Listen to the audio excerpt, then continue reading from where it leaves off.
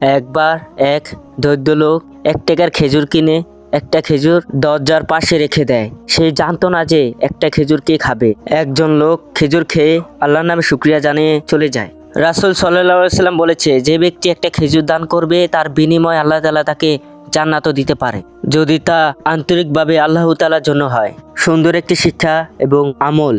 কে ছিলেন সেই সাহাবী যার চোখ যুদ্ধে বের হয়ে এসেছিল, কিন্তু তারপর রাসূলুল্লাহ সাল্লাল্লাহু আলাইহি ওয়াসাল্লাম কি করলেন, আর সেই সাহাবীর সঙ্গে পরে কি ঘটল?